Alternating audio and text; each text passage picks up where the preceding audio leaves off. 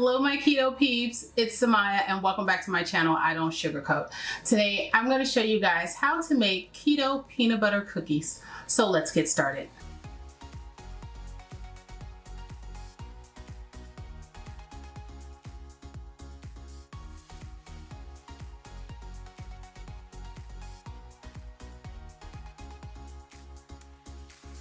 Before we begin, today's video is sponsored by Wholesome Provision.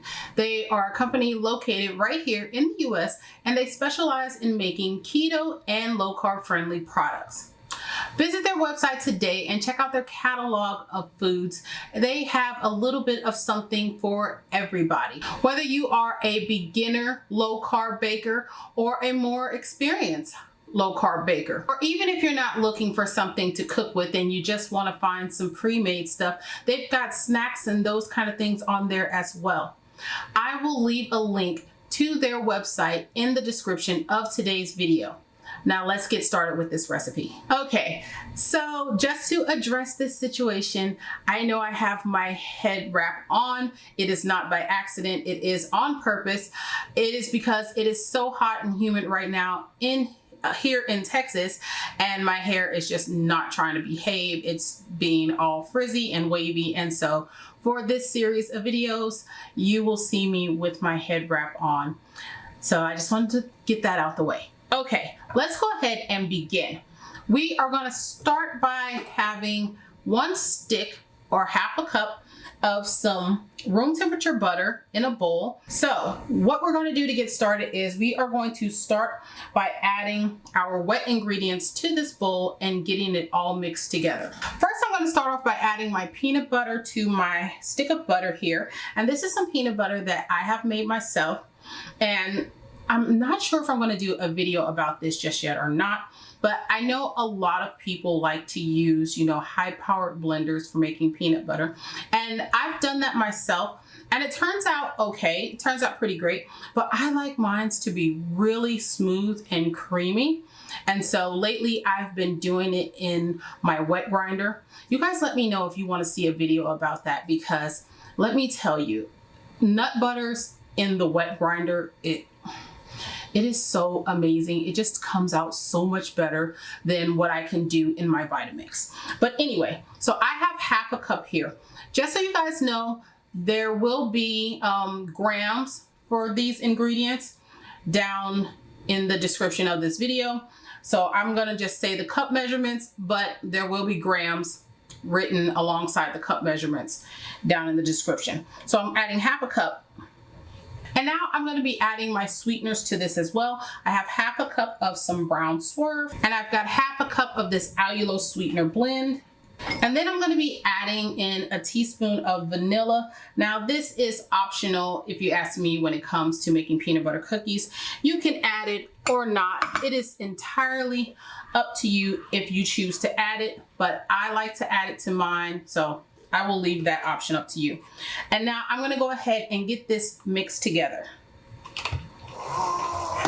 Okay, and now I'm going to go ahead and add 2 eggs to this. Now, if you want this cookie to be a little bit more denser, I like my peanut butter cookies to be really soft, so I like to add 2 eggs. But if you want it to be a little denser, then just add 1 egg to your mix. Okay, now I'm going to set this to the side and I'm going to go ahead and mix my dry ingredients. Now in this bowl I have half a cup of some peanut powder. To that I'm going to be adding half a cup of Lupin Flour. Then I'm going to add 3 tablespoons of some Oat Fiber. I'm going to add 1 tablespoon of some Vital Wheat Gluten. And in my cup here, I'm going to have to refer to my recipe because I just could not remember what was all in my little cup here. So I've got 3/4 of a teaspoon of some baking soda, 1/4 of a teaspoon of some salt, 1 teaspoon of baking powder, 1/8 of a teaspoon of Xanthan Gum, and 1/4 of a teaspoon of Ascorbic Acid. That is completely optional. You don't have to add that if you don't want. It's strictly just to help it to stay fresher longer. Now just go ahead and give this a good mix. And now we're going to go ahead and add our dry to our wet.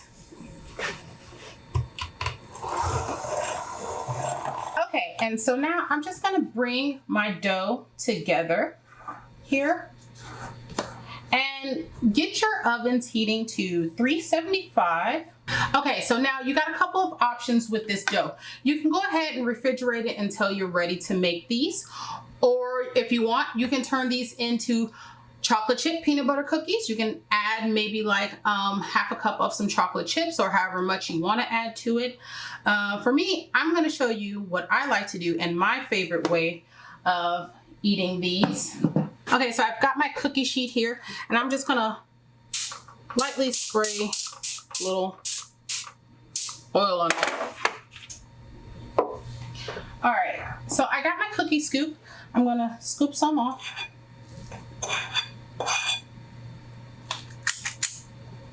And what I'm going to do is I'm going to roll it into a ball.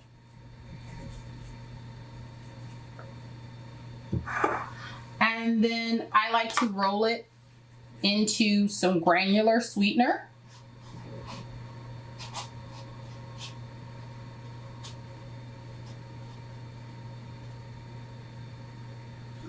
Okay. And then I'm going to put it on the cookie sheet and just flatten it a little bit. And then I'm just going to keep going until they're all done. But I'm going to show you how I'm going to end it off, so that way you guys don't have to watch me do all this. You know, you just take a fork like so, and you make the lines, and then you just keep going. So that's what I'm going to do. I'm going to get these all done, and then I'm going to pop these in the oven at 375 for 10 minutes. I'll come back and I will show you what we have when they are out of the oven. Oh, before I go, I know some of you guys have asked about this. I'm going to start trying to, you know, just give a little bit of information about some of my kitchen gadgets in the videos when you see me use them. This is a KitchenAid wireless handheld mixer. I really love this thing. To me, it's so much better than having one that is corded, because, you know, the cord gets in the way and it, you know, you have to make sure you buy a plug or something. It gives me no problems. The battery lasts for quite some time. You can do several batches of cookies or whatever with this on one battery usage, and it charges really fast. Also, you know, if it's just sitting, I've had it sit for weeks, like 6 weeks or so, and went and grabbed it and used it, and it was still fully charged. So this thing is awesome. It's amazing. It handles these tough doughs really well with the mixing. So if you're interested in this, I would suggest getting it. I'll leave a link for it in the description of this video. I think it costs somewhere between 125 to 150. I'm not sure, don't quote me on that, but I will leave a link for it so you guys can check it out if you're interested. Now I'm going to go ahead and get this done into the oven, and I'll be back when they're ready.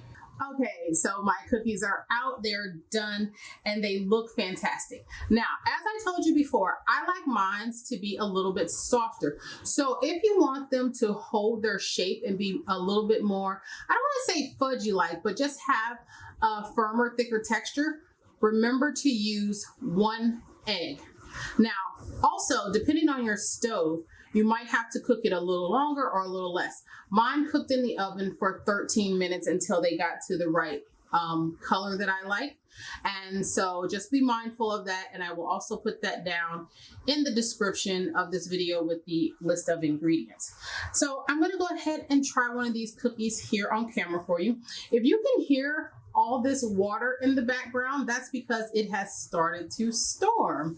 So sorry if it's like loud or anything, and I'll try to make some adjustments to that in the editing process. But I'm going to go ahead and try one of these cookies for you guys. Okay, first of all, they're so light, you guys. Oh, it's such a light cookie.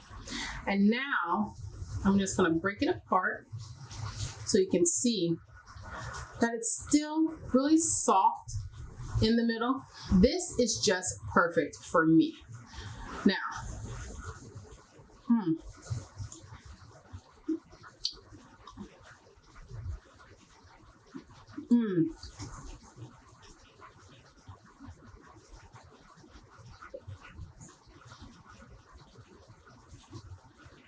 The sweetness is absolutely perfect. Even though I do roll it in that bit of sweetener before I bake them, it does not make it overly sweet, which is why I don't add too much of the sweeteners into the mix. And also, what the sweetener on the outside does is it gives it this nice little crunch to it. And then the inside is all nice and soft. So you've got this dual texture thing going on, but it works so well together, you guys. This is so delicious. Oh my, I want to eat it, but I've got to finish talking. So I'm going to eat this when I get done. But this is going to be it, you guys. And this batch will make anywhere between 12 to 24 cookies, depending on how big you make them. I don't have the nutritional facts off the top of my head. All that's in my phone, but I will leave it in the description of this video. But if you enjoy peanut butter cookies, if you like them, if your kids like them, oh my God, this is going to be their new favorite. I'm telling you, you cannot tell that these are a low carb version. They taste absolutely great, just fantastic. So that is going to be all I have for you guys today. I'm going to go ahead and get out of here because a lot of noise is going on, and I fear that the storm might cut off my power because that happens here a lot in Texas. So I'm going to go ahead and wrap this up. If you guys enjoyed this video, go ahead and give me a big thumbs up. If you're new here, don't forget to click that subscribe button and don't forget to ding that little bell so you can get notifications every time I upload a new video. And until next time, you guys, bye.